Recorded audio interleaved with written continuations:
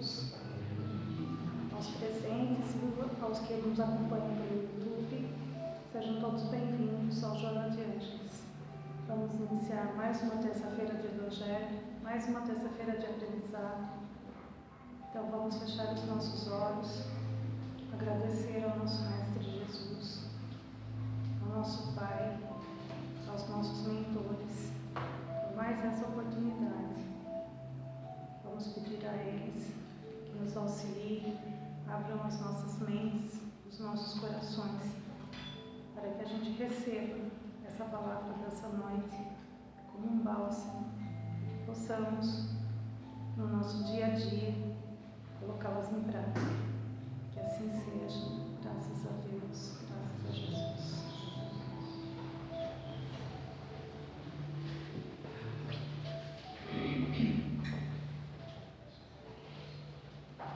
Boa noite a todos. Bem, hoje nós vamos fazer uma reflexãozinha sobre o capítulo 4 do Evangelho segundo o Espiritismo, onde ninguém poderá ver o reino de Deus se não nascer de novo, né? Essa é uma passagem bastante interessante e ele tem uma citação de Mateus, também em Marcos, Mateus capítulo 16, versículos 13 a 17, que diz o seguinte: Jesus, tendo vindo às cercanias de Cesareia de Filipe, interrogou assim aos seus discípulos: que dizem os homens com relação ao Filho do Homem? Que dizem que eu sou? E eles responderam: dizem que és João Batista, outros que é Elias, outros que Jeremias ou algum dos profetas. Aí perguntou-lhes Jesus: e vós, quem dizeis que eu sou? Aí Simão Pedro tomou a palavra e respondeu: tu és o Cristo, o Filho do Deus vivo.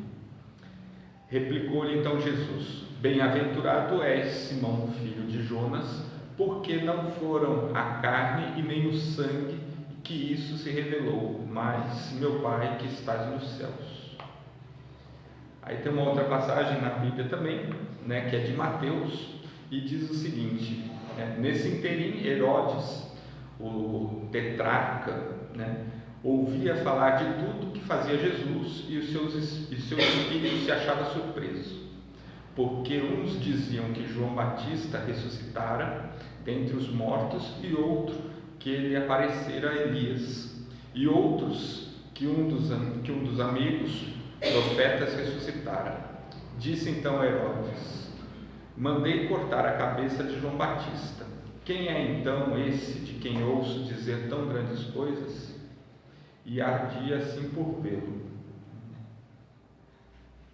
Aí após a transfiguração, né, segue Mateus. Seus discípulos então interrogaram desta forma: por que dizem aos escribas ser preciso que antes volte Elias? E Jesus lhe respondeu: é verdade que Elias há de vir e restabelecer a ordem de todas as coisas, mas eu vos declaro que Elias já veio, e eles não o reconheceram e o trataram como lhe aprouve. E assim que farão sofrer o Filho do Homem. Então seus discípulos compreenderam que fora João Batista que ele falara.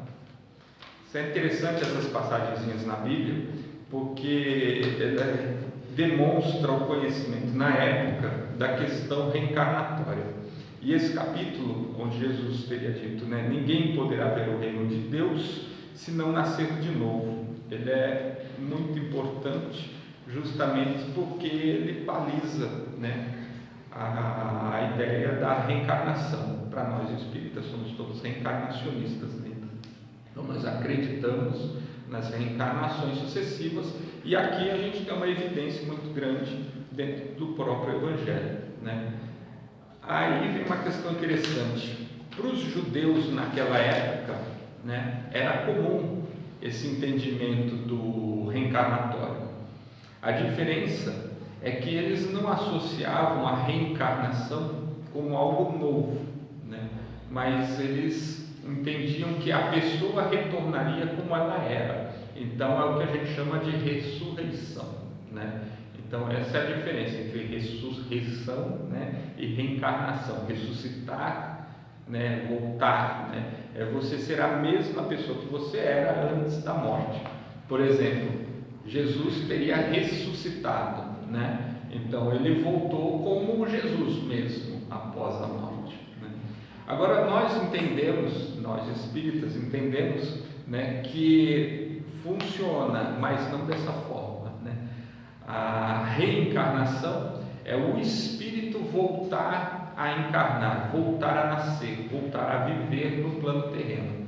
E nesse momento que ele volta a viver, ele vivencia uma nova experiência, né? E essa nova experiência significa uma nova personalidade, uma nova pessoa.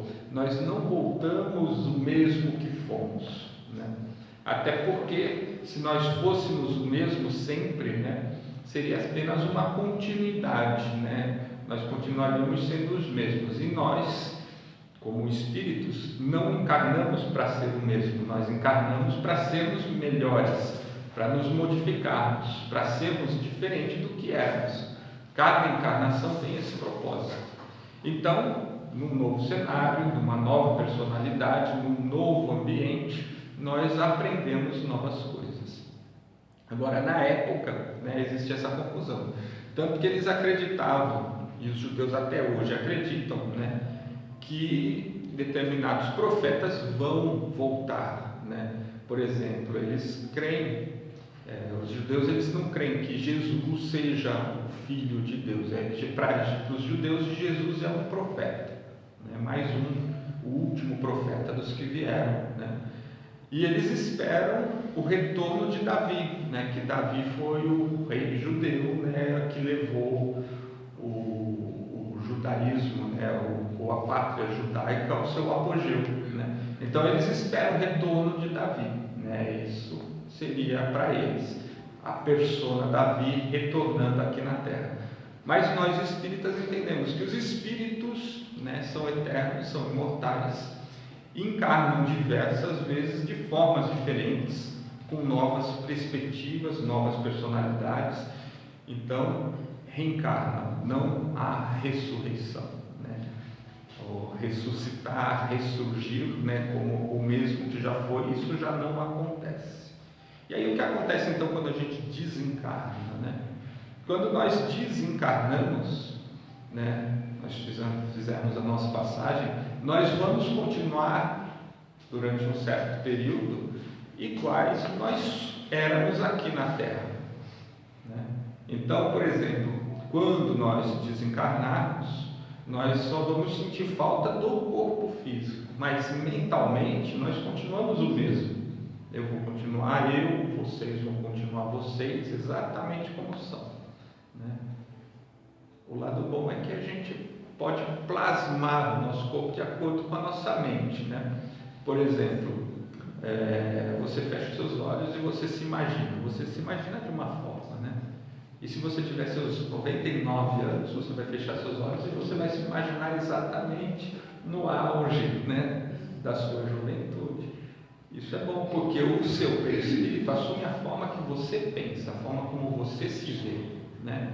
E você, como espírito, vai estar novamente bem no auge da sua forma, né? Isso é o lado bom da história, né? A gente segue como espírito, né, do lado de lá. Do lado de lá, no plano astral, nós temos, por exemplo, como é dito nos livros de André Luiz. Quem quiser conhecer um pouco mais, aprofundar, vocês podem ler o livro Nosso Lar, inclusive tem filme, né? Vocês vão ver essas colônias. Essas colônias, né, espirituais são como as nossas cidades, né? É exatamente onde nós temos afinidade, é onde o nosso espírito está vinculado. Nós não nascemos de forma aleatória e nem vivemos a esmo, né, na sorte, né, ao destino. Nós fazemos parte de uma família espiritual, que ela é muito maior do que a família carnal aqui da Terra, né? Ela é composta por diversos, centenas de espíritos, né, que são espíritos que intercalam nas experiências carnais aqui conosco. Ora compõe nossa família próxima, ora compõe aquela família que são formadas pelos nossos amigos, nossos companheiros aqui que surgem na nossa vida de vez em quando e nos ajudam, né? Surgem assim, você logo percebe que, por mais que você nunca tenha visto, é como se fosse um irmão que há muito tempo você não via, né? De tão forte a afinidade. São espíritos afins que fazem parte da mesma família espiritual. Essas famílias espirituais acabam por afinidade, de atração, juntas no plano astral. E no plano astral formam colônias, né? E essas colônias têm suas atividades, nós estudamos, nós trabalhamos, nós aprendemos, crescemos, nos preparamos para o próximo mergulho aqui na carne, para a próxima existência. E cada vez que nós mergulhamos, cada vez que nós nascemos, né, nós formatamos a nossa memória, né? Nós não lembramos o que nós fomos, não lembramos o passado, mas nós carregamos no inconsciente todas as experiências que nós já tivemos, todas as nossas virtudes aprendidas pelo Espírito, elas ficam fortes e vigentes durante a encarnação. E aí a vida o cenário vai nos colocando em situações para o nosso aprendizado. Então nós transformamos o que nós já tínhamos de conhecimento, somamos com o que adquirimos desta nova existência, nesse novo cenário, com essas pessoas que compõem o nosso entorno, e assim crescemos. Então a vida ela vai sempre colocar no nosso caminho diferentes problemas, mas todos eles têm um cunho específico, que é fazer o seu espírito entender e se modificar em determinadas situações, bem pequenas, porque nós temos uma eternidade inteira pela frente para ir desenvolvendo, né? Então não existe pressa nesse processo, a gente vai fazendo de acordo com as nossas capacidades, de acordo com o que a gente pode. Então cada um vai seguindo a seu tempo, na velocidade que lhe é própria, mas nós vamos sempre crescendo. E às vezes a gente tem a impressão que a nossa vida, né, parece tão comum, tão pequenininha, né, no meio de tudo isso, né, parece tão sem importância, mas não é. É justamente o inverso. Esse processo todo que você está vivendo, ele está fazendo com que o teu espírito amadureça, cresça e se modifique, né? E é justamente o teu modificar que faz com que todo o orbe se modifique, porque ao mesmo tempo que você está no seu processo, cada um de nós estamos nos nossos, e é exatamente esse trabalho de formiguinha, né, individual de cada um, que faz com que o todo se modifique. Então, quando a gente pensar nessa questão da falta de importância que a gente tem, ou pela pequenez que nossa vida é, não se engane, porque é justamente o contrário. Se você não estivesse aqui, nada disso seria possível. Por isso Deus criou cada um de forma exclusiva, cada um é um específico e tem seu peso e sua importância dentro da obra da criação. Então, seguindo aqui, né, nessa questão da reencarnação, ninguém pode ver o reino de Deus se não nascer de novo. Quando Jesus diz isso, ele fala da seguinte forma: para Jesus, quando ele explica isso, o reino de Deus significa o além do que nós temos materialmente, né? Então o reino de Deus é a nossa libertação, é o nosso desprender da necessidade encarnatória aqui da matéria. Ou seja, nós adentraremos no reino de Deus, de fato, né? Já estamos, né? Mas adentraremos de uma forma consciente a partir do momento que não tivermos mais a necessidade encarnatória aqui nesse orbe, né? Ou seja, quando o nosso espírito adquirir um grau de maturidade, compreensão e entendimento, que não se faz mais necessário estar vivenciando essas experiências carnais de aprendizado. Nesse momento a gente estará dentro do reino de Deus. Agora, para chegar lá, como ele diz, é necessário nascer de novo. Quantas vezes forem necessárias, porque é neste processo que a gente realmente cresce, é nesse processo que o espírito se desenvolve. Então Cristo já dizia isso lá atrás, há 2000 anos. Curiosamente, né, em todas as religiões anteriores ao Cristo já se falava, né, na vida após a morte e no retorno. Os próprios egípcios, né, embalsamavam os seus, né, faziam aquelas múmias e tudo mais, acreditando que eles voltariam, né, naquele corpo, naquela situação, né, com seus bens, com as suas coisas. Então, você fala assim, já estamos falando coisa de 2, 3 mil anos antes de Cristo, coisa de 5 mil anos atrás, nós já tínhamos essa ideia. E da onde vêm essas ideias? Da onde nós criamos isso, né? Essas imagens, né? De que existe vida após a morte, de que existe um lugar no caminho, né? Vocês veem, todas as religiões falam a mesma coisa. E da onde vem essa ideia inconsciente e coletiva em todos os tempos? É o que o Espírito sabe, porque nós, quando nascemos, não lembramos de nada a nosso respeito, mas nós sabemos que viemos de algum lugar e que vamos retornar para esse lugar também. Então, nesse processo, nós já trazemos no nosso inconsciente a certeza de que existe algo, e justamente saber disso e ter essa certeza balizou a estrutura de todas as religiões que nós conhecemos, e assim foi feito. Na sequência, nós temos aqui desse mesmo capítulo uma passagenzinha que ele explica, né, Kardec com os espíritos explicam que a reencarnação fortalece os laços de família, né? Porque é interessante, né? A gente tem esse costume de acreditar, né? Eu vou deixar os meus para trás, depois eu vou nascer de novo, né? Não vou lembrar quem foi minha mãe, quem foi meu pai, quem foram meus filhos, né? Mas não é bem assim, porque na verdade o que acontece?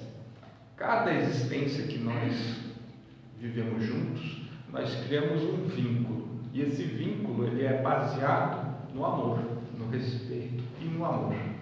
Então, esse amor que você desenvolve, que não é um amor carnal, né? É um amor mesmo que nem um pai tem por um filho, né? Você tem por um amigo, né? Esse amor verdadeiro, né? Ele vai se tornando cada vez mais forte. Então, cada vez que você encarna com alguém e volta a encarnar mais para frente, vai fazendo com que esse vínculo vá se tornando cada vez mais forte. A gente percebe isso nitidamente quando a gente cita esses exemplos das amizades, né? Você de repente muda de cidade, muda de estado, vai para outro lugar, e sem mais nem menos você conhece alguém, né? E em pouco tempo esse alguém está íntimo seu, né? Você gosta tanto daquela pessoa que é como se ela sempre estivesse ali do seu lado, né? Aí você fala, mas da onde vem essa afinidade? Da onde vem isso, né? São espíritos afins, espíritos que já se conhecem, espíritos que já tiveram outras existências. Porque, como disse, o que nós levamos não são as lembranças do dia a dia, as lembranças físicas das coisas. O que nós levamos é o resultado disso tudo. Então, por exemplo, se você desenvolve uma relação afetiva com alguém, você leva esse afeto por esse alguém. E você reconhece essa pessoa e esse afeto continua existindo. Você não sabe por que gosta, mas gosta. E aí, isso aí ao longo do tempo só vai se tornando cada vez mais forte. Então, os vínculos que se criam entre essas famílias espirituais, cada vez que reencarnam, cada vez que vivenciam, cada vez que se misturam novamente, vão se aprimorando, se aperfeiçoando e se tornando cada vez mais fortes. Os espíritos se reconhecem. E no futuro, mais adiante, justamente o fato de você gostar, o fato de você entender como esse espírito permite que você o ajude nas suas dificuldades. Então, todo mundo tem alguém para dar as mãos, se levantar e seguir adiante. E isso é interessante porque é um mecanismo, né, de crescimento feito pelas leis divinas. Nós temos a lei de atração funcionando aí, né, onde os afins se atraem, as ideias convergem para o mesmo ponto. E aí você entende porque o Cristo dizia lá atrás, diga-nos com quem andas que eu te direis quem és, né? Porque você atrai aquilo que você é, né? E as pessoas se juntam, fortalecem. E quando a gente vê a lei do progresso funcionando, ela é constante, não existe retrocesso. Então, quanto mais você aprende, mais você caminha para frente, mais você avança no seu crescimento. E com mais pessoas juntos, você vai mais fácil, vai mais rápido, né? Então, se vocês forem ver, o mecanismo que que existe é feito para que você cresça de uma forma rápida, constante. Nós aqui, em geral, fazemos força para ficar parado, né? Fazemos força para teimar, né? Ficar no mesmo lugar, não aceitar o caminho que a gente deve seguir, né? É o uso do nosso livre-arbítrio, que a gente gosta tanto de dizer, né? Enche a boca para dizer, né? Meu livre-arbítrio, né? Onde na verdade a gente só está usando o nosso direito de errar, né? Bater o pé, querer fazer diferente e protelar as nossas coisas, né? Assim a gente vai aprendendo. E para encerrar, os espíritos aqui tem na instrução dos espíritos, tem uma pergunta bastante interessante que Kardec faz: existe limites para a encarnação? E os espíritos logo respondem: a bem dizer, a encarnação carece de limites precisamente traçados. Se tivermos em vista apenas o envoltório que constitui o corpo do espírito, dado que a materialidade deste envoltório diminui à proporção que o espírito se purifica, em certos mundos mais adiantados do que a Terra, já é ele menos compacto, menos pesado e menos grosseiro, e por consequente, menos sujeito às vicissitudes. Em grau mais elevado, é diáfano e quase fluídico, e vai desmaterializando-se de grau em grau e acaba por se confundir com o perispírito. Conforme o mundo é elevado a viver, o espírito reveste um invólucro apropriado à natureza deste mundo. Então, o que os espíritos dizem aqui? Que não existe um limite encarnatório. O espírito ele pode encarnar quantas vezes for necessário. Não existe uma pré-determinação, são tantas vidas, tantas vezes. Não existe. Ele diz que o corpo, ainda esse corpo que reveste o espírito nessa experiência, ele varia de acordo com cada mundo, com cada lugar, com a densidade, né? Então, ou seja, quanto mais imaturo for o espírito, mais denso ele é. E quanto mais denso ele for, mais matéria envolve o corpo. Então, quanto mais elevado vai se tornando o espírito, mais etéreo esse espírito vai ficando, consequentemente mais etéreo seu corpo vai ficando, até que quase, como ele diz aqui, se confundem, né? Ou seja, fica tão leve, tão material, né? Tão etéreo que você quase não percebe que existe um corpo envolvendo aquele espírito. Então, para os espíritos superiores nos mundos evoluídos, o corpo físico quase mais não existe. Então, o corpo físico faz correlação com a necessidade evolutiva do espírito. Então, quanto mais novo for o espírito dentro da sua trajetória evolutiva, maior vai ser a necessidade do corpo. Então, quanto mais evoluído nós formos, proporcionalmente será o inverso, menos necessidade nós teremos do corpo e, consequentemente, menos interação com a matéria, porque aí o espírito já atingiu o seu grau. Então é interessante esse capítulo, porque ele deixa muito claro, e dentro das citações da própria Bíblia, que a reencarnação acontece. E eles mesmos lá atrás já esperavam. Por exemplo, João Batista seria o retorno de Elias e assim sucessivamente. E o próprio Jesus supostamente seria, né? Então é algo que era natural. E a partir do momento que a gente entende a natureza desse processo, né, o nosso apego, o nosso desespero por manter esta existência, né, até o final, aquela luta, né, passa a ser mais tranquila. Por quê? Porque a gente sabe que posterior a essa existência física nós vamos continuar existindo e mais adiante nós vamos nascer novamente. Então, às vezes, né, dentro da nossa própria família ali, daqueles que nos cercam, a gente vê novos chegando, né? Às vezes, quem sabe, pode ter sido outros que já partiram há muito tempo, retornando no mesmo grupo. É possível, né? Então, fica muito mais fácil a gente lidar com a morte, fica muito mais tranquilo a gente lidar com o desapego, né? Porque todos nós continuaremos formando a mesma família, continuaremos juntos E entender e acreditar nisso traz o consolo, né? Traz o conforto. E essa é uma das razões que o Espiritismo é o Consolador, né? Ele faz com que nós entendamos a nossa existência, entendemos da onde nós viemos, para onde nós vamos, como se processa esse trâmite, esse processo inteiro, e isso nos dá tranquilidade para seguirmos adiante.